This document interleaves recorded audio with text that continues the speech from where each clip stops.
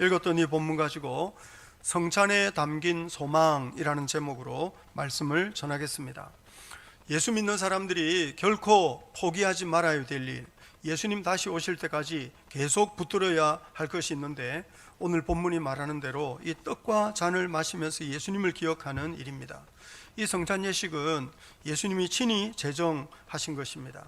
교회는 2000년 역사 동안 계속 이 성찬이 얼마나 중요한지에 대해서 계속 가르쳐 왔는데, 특별히 요한복음 보시면 요한복음 6장 53절부터 55절에 이런 말씀이 있어요. 같이 한번 읽어볼까요? 시작. 예수께서 이르시되 내가 진실로 진실로 너희에게 이르노니 인자의 살을 먹지 아니하고 인자의 피를 마시지 아니하면 너희 속에 생명이 없느니라. 내 살을 먹고 내 피를 마시는 자는 영생을 가졌고 마지막 날에 내가 그를 다시 살리리니 내 살은 참된 양식이요 내 피는 참된 음료로다. 예수님께서 자신의 살, 자신의 피에 대해서 말씀하셨는데, 그 앞부분에 보면 오병이어 사건이 있어요. 떡 5개 물고기 2마리로 5,000명 이상을 먹이신 사건 소개하면서, 그 천국의 잔치는 마치 예수님이 우리를 위하여 자신의 살과 피를 나누어 주시는 것과 같다. 사실 이것이 어떻게 예수님의 살, 예수님의 피를 진짜 먹고 마시는 것이겠습니까? 이것은 그것이 아니고, 누구든지 음식을 먹지 않거나 물을 마시지 않고는 살 수가 없는 거죠. 마찬가지로 우리는 예수님의 살을 먹고 예수님의 피를 마시지 않고는 살 수가 없다. 그러면 뭐가 예수님의 살이고 뭐가 예수님의 피냐? 이럴 때 우리 성찬에서 나누는 이 떡, 이 잔을 가리키는 것입니다. 이 떡과 잔이 그만큼 중요하다는 거죠. 이 떡과 잔은 우리가 먹는 떡은 예수님의 몸을 가리키는 것이고, 우리가 먹는 잔은 예수님의 피를 가리키는 것입니다. 특별히 오늘 본문 26절이 말하는 것처럼, 본문 26절 한번 보시겠습니까? 같이 한번 읽겠습니다. 시작. 너희가 이 떡을 먹으며 이 잔을 마실 때마다 주의 죽으심을 그가 오실 때까지 전하는 것이니라. 우리는 이 떡을 먹고 이 잔을 마실 때 예수님의 죽으심을 생각하는 것입니다. 예수님이 십자가에 죽으시기 전 마지막 날 밤 제자들과 함께 떡과 잔을 나누셨어요. 그것은 유월절을 기념하는 식사 자리였습니다. 유월절은 아시다시피 출애굽 구원 사건을 기념하는 것입니다. 근데 예수님은 더 이상 유월절 기념할 것이 아니고 예수님 자신을 기념해야 된다고, 특별히 예수님의 살, 예수님의 피를 기념해야 된다고, 예수님의 죽음을 기념해야 된다고. 왜냐하면 예수님의 죽음이야말로 어떻게 보면 유월절을 대체하는, 오히려 유월절을 뛰어넘는 온 세상 모든 열방을 향한 하나님의 구원 사건이기 때문이다고 선언하시는 거죠. 선언. 그건 예수님의 선포였습니다. 예수님이 이제 곧 죽음을 당하실 텐데, 그 죽음이, 예수님의 죽음이 어떤 의미를 가지고 있는 죽음인가 하는 것을 제자들에게 말씀하신 거죠. 예수님이 십자가에서 살이 찢어지고 피를 흘리시면서, 예수님이 채찍질 당하시면서 온 살이 다 찢어지고, 예수님이 십자가에서 그 피를 다 흘리시면서 죽었는데, 그 예수 죽음, 예수님의 죽음이 가지고 있는 그 어떤 구원 사건으로서의 의미가 있다는 겁니다. 그 예수님은 십자가에 죽으시기 전에 자기 죽음이 어떤 의미가 있는 죽음인지에 대해서 반복해서 여러 차례 말씀하셨어요. 대표적으로 우리 마가복음, 대표적으로 마가복음 10장 45절에 인자가 온 것은 섬김을 받으려 함이 아니라 도리어 섬기려 하고 자기 목숨을 많은 사람의 대속물로 주려 함이라고.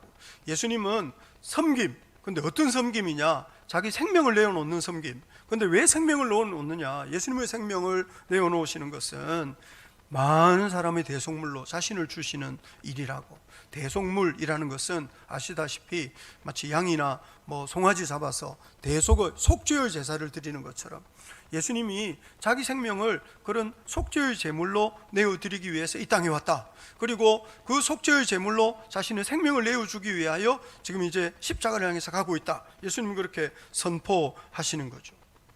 예수님의 이 말씀은, 예수님이 만약에 죽음으로 끝났다면 예수님의 인생이, 이 말씀은 허튼 이야기, 아무런 의미가 없는 이야기였을 겁니다. 근데 예수님이 죽음을 이기고 다시 살아나셔가지고 예수님의 죽음이 진짜 우리를 위한 대속의 죽음이라는 것을 입증해 보이신 거죠. 그래서 베드로전서 3장 18절도 보시면 이런 말씀이 있는데, 같이 한번 읽어볼까요? 시작. 그리스도께서도 단번에 죄를 위하여 죽으사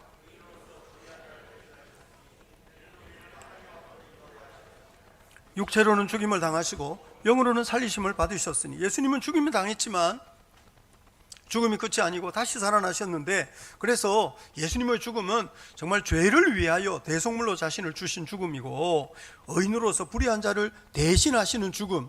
근데 그 이유, 그 목적은 뭐냐면 우리를 하나님 앞으로 인도하시기 위해서 예수님이 자기 생명을 대속물로 내어주신 그 죽음이다고 선포하는 것입니다. 여러분, 그래서 사실 성찬식은요, 뭐 이렇게 우리가 예수님의 죽음을 기념하는 것이기는 하지만 예수의 죽음을 기억한다고 해서 이 성찬식이 우울하거나 슬픈 시간은 아닙니다. 한마디로 우리는 성찬식에서 예수님을 불쌍히 여길 필요 없습니다. 우리는 예수님의 십자가와 그분의 고난과 그분의 죽음을 생각하면서 예수님을 안타까워할 필요 없습니다. 왜냐하면 예수님은 그렇게 고난받으시고 그렇게 죽임 당하셨지만 다시 살아나신 거거든요. 여러분, 죽음을 이기고 다시 사신 예수님이 지금도 살아계신 줄 믿으시기 바랍니다. 지금도 살아계셔서 영광 가운데 계시고 예수님은 온 세상을 다스리시는 교회의 머리가 되시는 분이거든요. 그러니 사실 우리 성찬식 하면서 주의 죽으심에 대하여 묵상하지만 예수님의 죽음, 예수님의 고난, 그분의 그 외로움, 그분의 아픔, 고통 이런 거 생각하면서 예수님을 측은히 여기거나 예수님을 불쌍히 여길 필요는 없습니다. 다만 우리는 예수님이 대속물로 자신을 주셔야 할 만큼 연약한 죄인, 여전히 우리 시대에도 얼마나 많은 사람들은 복음을 듣지 못한 채로 예수님을 알지 못한 채로 살아가는지 모릅니다. 이 시대에 얼마나 많은 사람들이 여전히 세상의 불안과 두려움에 매여 살아가는지 모릅니다. 이 시대에 얼마나 많은 사람들은 여전히 화려함과 풍요로움을 사모하고 그 화려함과 풍요로움의 노예가 되어서 살고 있는지 모릅니다. 여전히 이 시대에는 교회답지 못한 교회도 많고 성도답지 못한 그리스도인들이 너무 많은 거죠. 이 시대에 여전히 너무 많은 사람들은 참 예수님께서 어떻게 자신의 삶의 주인이신지에 대해서 제대로 고백하지 않고 뭐 주여 주여 하기는 하지만 실제로는 그대로 세상을 종로로 타며 세상 풍속 따라 살고 있는 사람들이 너무 많은 거예요. 여러분, 그러니 우리는 주의 죽으심을 전한다고 할 때 예수님의 고난, 그분의 참 그 외로움 혹은 그분의 고통, 그분의 아픔, 여러분 그 예수님을 측은히 여길 것이 아니고 우리 자신에 대해서 좀 근심해야 될 필요가 있습니다. 지난번에 우리 고린도 후서 묵상할 때 고린도 후서 7장 10절로 11절에 이런 말씀이 있었어요. 같이 한번 읽어볼까요? 시작. 하나님의 뜻대로 하는 근심은 후회할 것이 없는 구원에 이르는 회개를 이루는 것이요 세상 근심은 사망을 이루는 것이니라. 보라, 하나님의 뜻대로 하게 된 이 근심이 너희를 얼마나 간절하게 하며 얼마나 변증하게 하며 얼마나 분하게 하며 얼마나 두렵게 하며 얼마나 사모하게 하며 얼마나 열심히 있게 하며 얼마나 벌하게 하였는가. 너희가 그 일에 대하여 일체 너희 자신의 깨끗함을 나타내었느니라. 우리 얼마 전에 묵상했지만 사도 바울이 고린도 교회를 책망하는 편지를 썼어요. 그 책망하는 편지를 받고 그 중에 어떤 사람들, 모든 사람들은 아니지만 어떤 사람들은 야, 우리 정신 똑바로 차려야 되겠다. 우리가 지금 복음에 대한 열정, 하나님에 대한 사모함 이런 거 다 잃어버리고 살고 있는 것 아니냐. 우리가 진리를 제대로 분별하지 못하고 거짓 선생들의 그 꾀임에 넘어가 있는 것이 아니냐. 어떻게 교회가 이렇게 깊이 병이 들어 있는데 우리가 여전히 기도를 잃어버린 채로 이렇게 잠잘 수 있느냐. 거룩한 분노를 일으키고 그러면서 우리 잘못하면 큰일 나겠다. 정신 똑바로 차리자. 그러면서 뭐 사모함과 열심을 불러일으키면서 죄인을 용납하지 않고 더 이상 이제 죄인을 용납하지 않고 우리 정말 하나님 앞에 정신 똑바로 차리고 신앙생활 제대로 하자. 이러면서 이 사람들이 근심하게 되었다는 거예요. 여러분, 그런데 오늘날 교회 안에 사실 이런 근심이 필요한 거죠. 오늘날 병든 교회들 얼마나 많고 잠자는 성도들은 얼마나 많으며 여러분 세상과 적당히 이렇게 물들어 살아가는 사람들이 오늘날 교회 안에 얼마나 많이 있느냐는 거예요. 사실 그래서 성찬식을 할 때 우리는 예수님을 불쌍히 여길 필요 없어요. 십자가에 고난당하신 예수님을 안타까워할 필요 없어요. 왜냐하면 그분은 이미 고난당하시고 죽임당하셨다가 승리하셔서 영광 중에 계시는 거거든요. 우리는 예수님을 불쌍히 여기고 예수님을 측은히 여길 것이 아니라 여전히 연약함을 짊어지고 살아가는 우리 자신에 대해서 근심하고 여전히 이 세상으로부터 자유로부터 못한 채로 여전히 불안과 두려움에 매여 있는 우리를 위하여 걱정해야 되고 여전히 교회 울타리 안에 있지만 하나님을 경외할 줄 모르는 사람들 때문에 염려해야 되고 여러분, 여전히 이 시대의 복음과 그리스도의 능력을 알지 못하는 많은 사람들 때문에 우리가 좀 아파하면서 눈물을 흘리면서 기도해야 될 필요가 있습니다. 근데 문제는 죄인들일수록 자신이 어떤 형편과 어떤 처지에 놓여 있는지를 몰라요. 죄인의 특징은 영적인 무지, 영적인 무감각인 거예요. 그래서 예수님이 어떤 분인지 모르고, 여전히 하나님을 경외할 줄 모르고, 삶의 우선순위가 무엇인지 모르고, 인생의 중요한 때에 하나님의 말씀을 듣고 기도할 줄 알아야 되지만 여전히 그렇게 할 줄 모른 채로 그저 그냥 닥치는 발등에 떨어지는 불 끄면서 그렇게 살아가는 사람들이 우리 시대에 많이 있는 거예요. 모쪼록 성령께서 우리 마음과 눈을 열어주시고 하나님을 알게 하시며, 모쪼록 성령께서 우리 마음과 눈을 열어주셔서 삶의 우선순위가 무엇인지 알게 하시고, 모쪼록 성령께서 우리 마음을 열어주셔서 하나님의 영광을 보게 하시기를 우리 주님의 이름으로 축복합니다. 오늘 성찬식을 하면서 주님, 우리 눈을 열어주셔서 주의 영광 보게 하시고, 우리 귀를 열어주셔서 성령의 음성, 그 위험 있는 음성에 귀를 기울이게, 그 말씀에 응답하고 반응할 줄 알게 하시고, 우리 마음과 우리 눈을 열어주셔서 하늘의 소망 바라보고 살게 해주세요. 우리 그렇게 좀 기도해야 될 필요가 있는 겁니다. 오늘 읽었던 이 고린도전서 11장 23절을 보시면, 23절 같이 한번 읽어볼까요? 23절 같이 한번 읽겠습니다. 시작. 내가 너에게 전한 것은 주께 받은 것이니 곧 주 예수께서 잡히시던 밤에 떡을 가지사. 거기 보시면 주 예수께서 잡히시던 밤, 왜 잡히셨습니까? 예수님이 잡히셨던 이유는 배신을 당했기 때문입니다. 그리고 사실 이 잡히셨다고 하는 헬라어 단어 자체가 넘겨졌다, 배신을 당했다고 하는 의미를 가지고 있습니다. 그래서 주 예수께서 잡히시던 밤이라고 하는 이 말은 예수님께서 배신당하셨던 밤이라고 하는 말입니다. 예수님이 십자가에 죽임당하기 전날 밤에 어떤 일이 있었습니까? 요한복음 13장 1절에 이런 말씀이 있습니다. 같이 한번 읽어볼까요? 시작. 유월절 전에 예수께서 자기가 세상을 떠나 아버지께로 돌아가실 때가 이른 줄 아시고 세상에 있는 자기 사람들을 사랑하시되 끝까지 사랑하시니라. 세상에 있는 자기 사람들을 사랑하시되 끝까지 사랑하시니라. 그런데 세상에 있는 예수님의 사람들은 예수님을 끝까지 사랑하지 않았습니다. 특별히 가룟 유다 같은 사람은 3년을 따라다녔어요. 예수님이 3년을 양육하신 거죠. 3년을 동거동락 하신 거죠. 3년을 가르치고 3년을 듣고 배우고 3년 동안 예수님 곁에 있었어요. 여러분, 그런데 아시다시피 가룟 유다가 예수님을 팔아넘겼어요.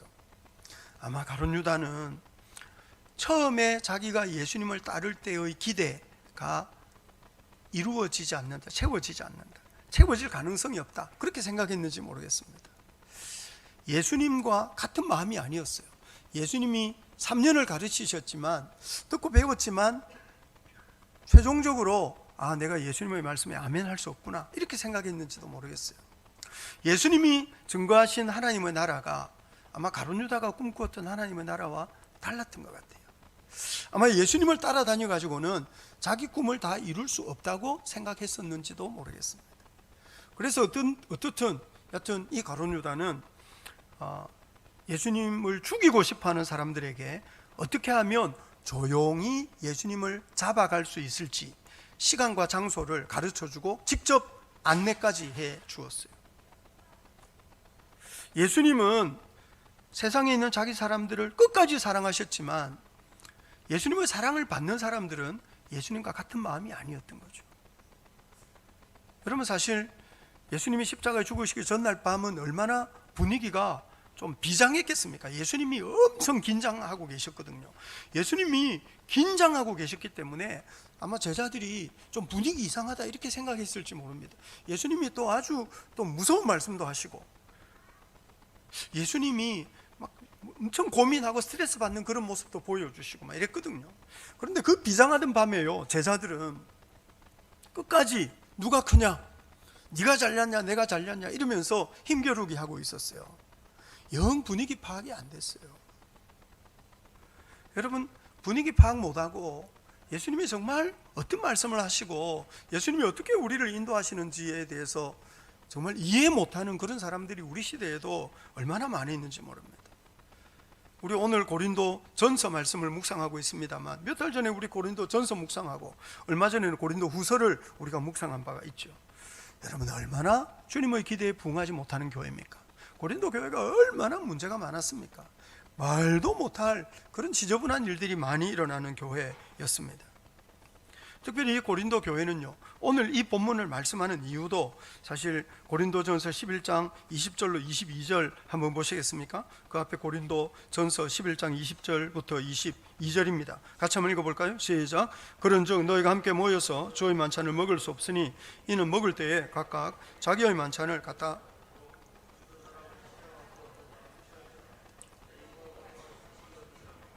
너희가 하나님의 교회를 업신여기고 빈궁한 자들을 부끄럽게 하느냐? 내가 너희에게 무슨 말을 하랴? 너희를 칭찬하랴? 이것으로 칭찬하지 않노라. 고린도 교회 안에 하나님의 교회를 업신여기는 사람들이, 교회를 아주 우습게 만드는 사람들이 있었어요. 고린도 교회 안에 가난한 사람을 부끄럽게 하는 사람이 있었어요. 이 고린도 교회 안에요, 부자들끼리 먹고 놀았던 거예요. 부자들끼리 어울렸어요. 가난한 사람들은 그 사이에 낄 수가 없었어요. 그러니 부자들과 가난한 사람 사이에 패가 나뉘게 된 거죠. 고린도 교회는 이 외에도 우리가 지난번에 묵상한 것처럼 너무 많은 문제들이 있었습니다. 오늘날 교회답지 못한 교회, 성도답지 못한 성도들이 얼마나 많이 있습니까? 여러분, 그러니 사실상 우리는 예수님을 불쌍히 여길 것이 아니고, 고난당하시고 죽임당하신 예수님을 측은히 여길 것이 아니고 우리 자신의 모습에 대해서 근심해야 될 필요가 있습니다. 그런데 우리가 한 가지 생각해야 될 건 있어요. 얼마 전에 우리가 역대하 제가 묵상하면서 보니까 역대하 5장 10절에 이런 말씀이 있더라고요. 같이 한번 읽어볼까요? 시작. 궤 안에는 두 돌판 외에 아무것도 없으니 이것은 이스라엘 자손이 애굽에서 나온 후 여호와께서 그들 언약을 세우실 때 모세가 호렙에서 그 안에 넣은 것이라. 역대하에서 이제 성전 건축하고 언약궤를 성전에 봉헌하는 그 장면을 묘사할 때 언약궤 안에 두 돌판 외에 아무것도 없었다, 이런 말이 있어요. 그런데요, 본래 히브리서 9장 4절을 보면, 히브리서 9장 4절, 언약궤 안에는 만나를 담은 금 항아리와 아론의 쌍난 지팡이와 언약의 돌판들이 있었다, 이렇게 말하거든요. 본래 언약궤 안에는 요 세 가지가 있었던 것 같아요. 출애굽기나 민수기를 보면 만나를 담은 금 항아리를 언약궤 앞에 놓고, 혹은 아론의 쌍난 지팡이를 언약궤 앞에 놓고, 이런 이야기가 나와요. 그런데 아마 전통적으로 언약궤 안에는 이게 이제 같이 따라다녔던 것 같아요. 그런데 솔로몬 성전에 언약궤를 봉헌할 때 아론의 쌍난 지팡이, 만나를 넣으면 금 항아리 어디 갔는지 모르겠어요. 어디로 갔을까요? 아무도 몰라요. 인디아나 존스 옛날에 영화 보면 막 그런 거 찾아다니고 이런 거 있지만 요즘도 저런 거 찾아다니는 사람이 있어요. 요즘도 저거 찾으면 막 대박 이러면서. 근데 어디 갔는지 몰라요. 우리가 한 가지 아는 거는요, 본래는 언약궤 안에 있었든지 아니면 정말 그 앞에다 놓아두었든지 어떤 형태로든 언약궤 안에는 돌판이 든 궤와 아론의 쌍난 지팡이, 만나 넣은 금 항아리, 이게 이제 세트로 같이 다니는 건데, 여러분 아시다시피 실로의 성막이 무너지고요, 그리고 언약궤가 전리품이 된 적도 있어요. 블레셋과의 전쟁 때 끌고 나가가지고 블레셋에서 전리품이 되고, 그리고 그 돌아왔을 때 베세메스 사람들이 그 안을 들여다보기도 하고, 그리고 한참 또 기럇 여아림에 이렇게 방치되어 있기도 하고, 여하튼 이 성막이 제대로 관리가 안 돼가지고요, 이게 어디로 갔는지 몰라요. 그러니 사실상 본래의 언약궤와는 많이 달라진, 흠이 많은, 깨어진 흔적이 있는, 상한 흔적이 있는 그런 언약궤였다는 거죠. 본래의 아름다운 모습이 아니었어요. 그런데도 이 언약궤를 성전에 봉헌했을 때 역대하 5장 14절을 보면 하나님의 영광이 성전에 가득해가지고 제사장들이 능히 서서 섬길 수 없을 정도로 그렇게 하나님께서 성전에 임재하셨다는 이야기를 하는 거예요. 저는 이 말씀을 묵상하는데 은혜됩니다. 이게 은혜가 됩니다. 우리가 허물이 많고 깨어진 흔적들이 있고 상한 마음을 가지고 주님 앞에 나올지라도 우리 죄와 우리 허물, 본래의 아름다움을 다 잃어버리고 깨어지고 상한 채로 주님 앞에 나와도 여전히 하나님은 우리를 감싸 안아주시고 우리를 받아주실 수 있는 분이라고 하는 거죠. 그래서 사실 고린도전서 11장 23절에 곧 주 예수께서 잡히시던 밤 이렇게 할 때 성찬을 가르친 사람이 누구겠습니까? 예수님을 다 배신한 그 사도들이 성찬을 가르친 거예요. 주 예수께서 잡히시던 밤 이럴 때 누가 예수님을 팔아넘기고 누가 예수님을 배신하고 누가 예수님을 내버려두고 도망갔냐? 떡과 잔을 나누는 제자들이, 사도들이 그렇게 한 거예요.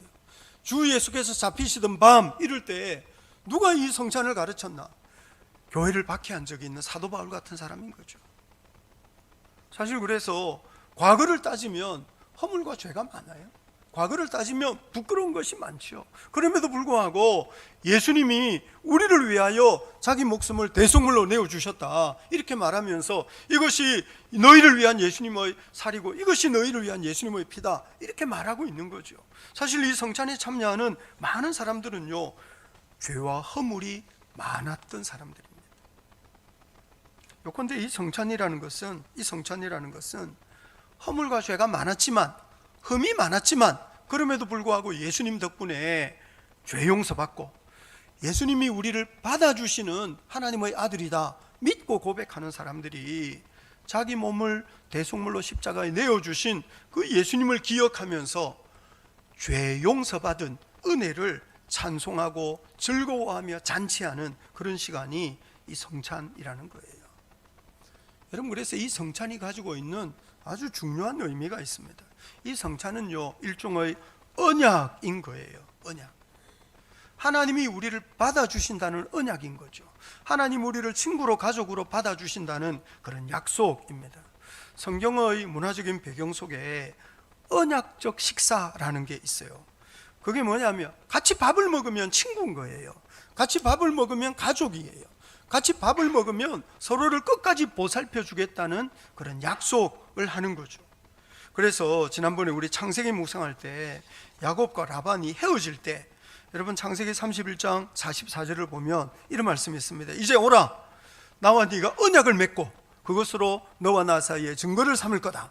우리 약속하자. 서로를 침략하지 않고 서로를 해치지 않고 이제 서로를 보살펴 주기로 약속하자.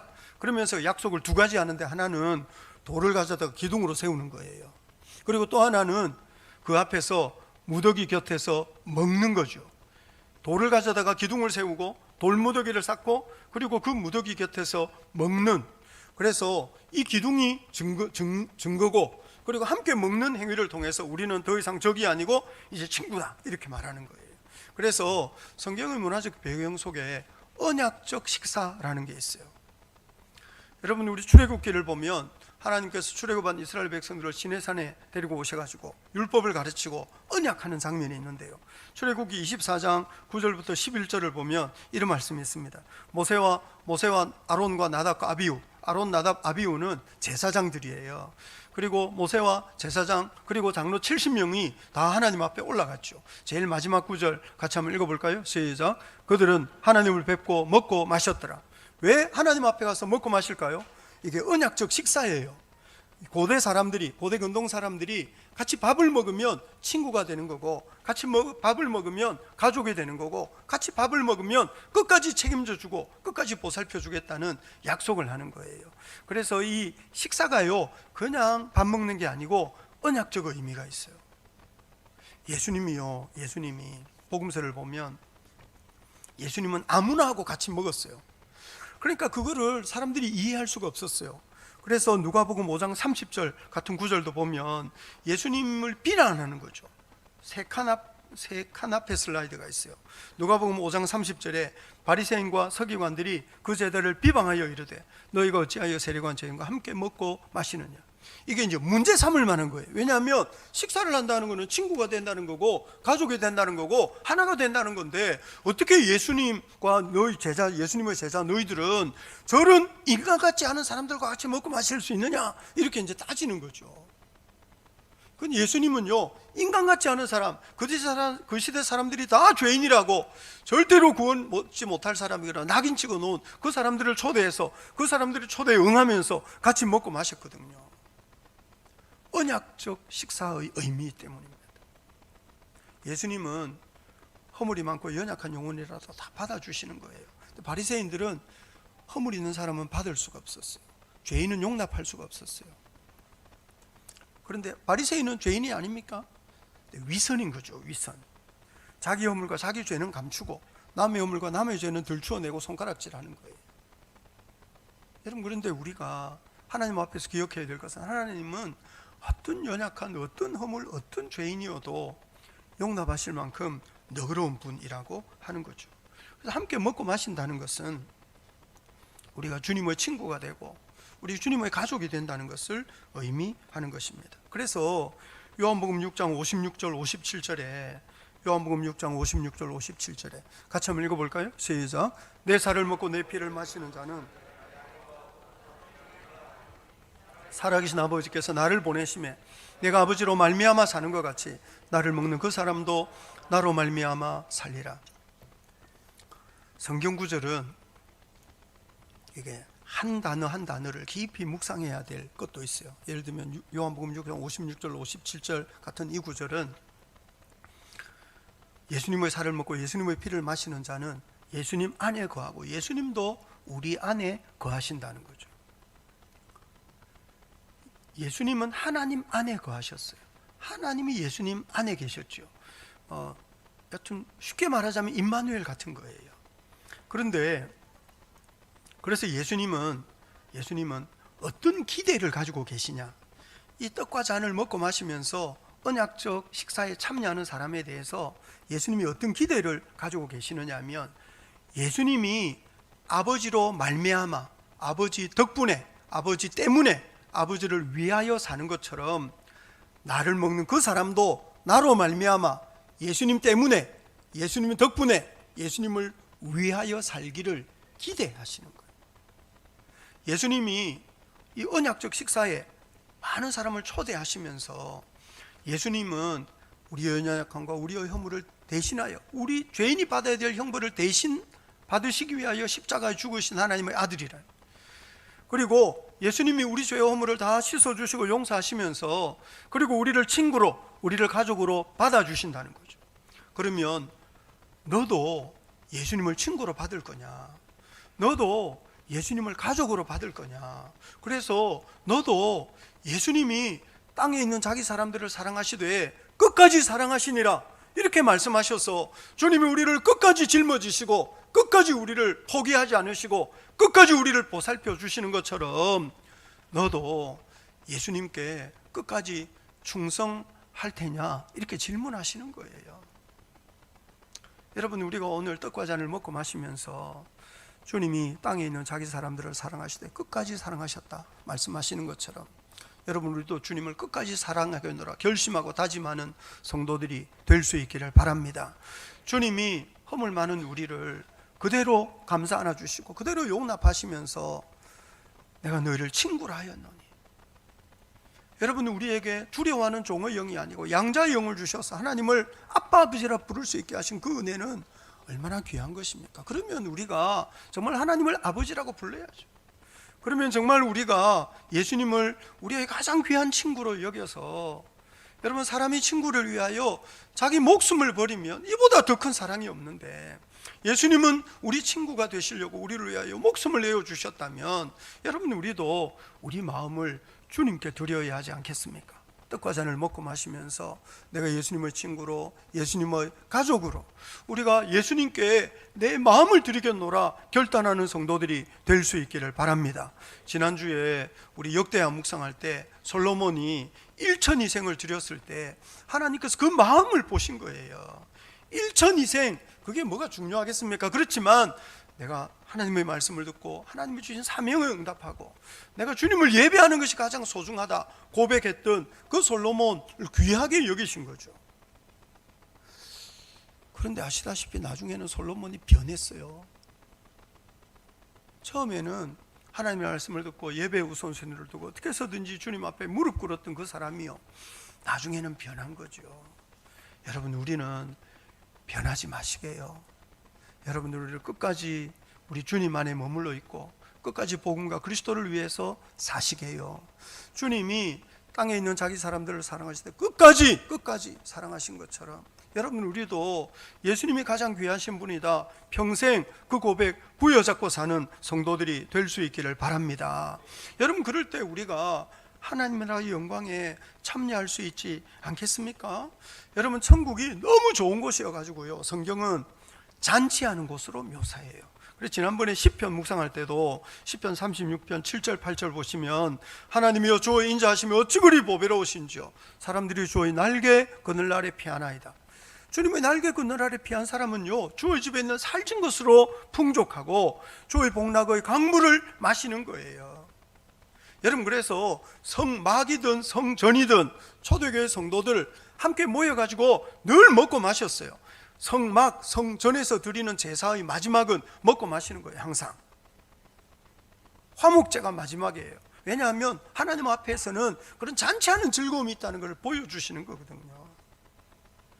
여러분, 누가복음 13장 29절에 같이 한번 읽어볼까요? 시작. 사람들이 동서남북으로부터 와서 하나님 나라의 잔치에 참여하리니. 천국은 너무 풍요롭고 너무 좋은 곳이어서 잔치하는 곳이에요. 우리는 성찬식 할 때 사실상 이제 의식인 거죠. 그래서 조그마한 떡, 조그마한 잔 마시지만, 원래 이 성찬 예식은요, 예수님의 부활을 기념하고 축하하는 큰 잔치예요. 그리고 이 떡과 잔을 먹고 마시면서 우리가 소망하는 것은, 장차 마지막 날 동서남북으로부터 많은 사람들이 와서 하나님 나라의 잔치에 참여할 때 나도 그 잔치의 주인공이 될 수 있겠구나, 내가 그 잔치의 주인공이구나, 내가 그리스도의 신부구나, 주님 어린 양이 신랑이시고 나는 그 잔치의 주인공이 되는구나 하는 소망을 우리에게 보여주는 것이 바로 이 언약의 잔치인 것입니다. 여러분, 그러니 우리가 떡과 잔을 먹고 마실 때 우리는 천국의 소망을 부여잡는 것입니다. 요한복음 6장 38절 39절에 이런 말씀이 있습니다. 같이 한번 요한복음 6장 38절 39절, 제일 마지막 슬라이드입니다. 같이 한번 읽어볼까요? 시작. 내가 하늘에서 내려온 것은 내 뜻을 행하려 함이 아니요 나를 보내신 이의 뜻을 행하려 함이니라. 나를 보내신 이의 뜻은 내게 주신 자 중에 내가 하나도 잃어버리지 아니하고 마지막 날에 다시 살리는 이것이니라. 여러분, 우리가 어느 한 사람도 잃어버려지지 않고 주님이 끝까지 우리를 붙드셔서 마침내 우리를 다시 살게 하실 줄 믿으시기 바랍니다. 우리 연약하지만 여러분, 우리는 넘어질 때도 있습니다. 우리는 우리 안에 두 마음이 있는 거예요. 어떻게 보면 정말 내가 주님을 기쁘시게 하는 마음도 있지만 엉뚱한 생각할 때도 있거든요. 여러분, 그렇지만 우리 연약함을 아신 하나님께서 하나도 잃어버리지 아니하고 우리가 잃어버려지지 않고 주님이 우리를 지키시고 보살피시며 우리 주님이 우리를 끝까지 책임져 주실 줄 믿으시기를 바랍니다. 언약적 식사 가운데서 하나님이 우리에게 약속하시는 거예요. 내가 너를 끝까지 지킬 거다, 내가 너를 끝까지 보호할 거다, 내가 너를 끝까지 짊어질 거다. 주님이 이렇게 약속하시는 거거든요. 여러분, 우리는 주님 정말 감사합니다, 내가 이렇게 연약하고 내가 이렇게 허물이 많고 내가 딴 생각할 때도 많지만 주님이 나를 끝까지 책임져 주신다니 정말 고맙습니다. 나도 주님의 손 붙들고 살겠습니다. 나도 주님을 의지하며 살겠습니다. 나도 그 은혜 안에 머물러 있기 원합니다.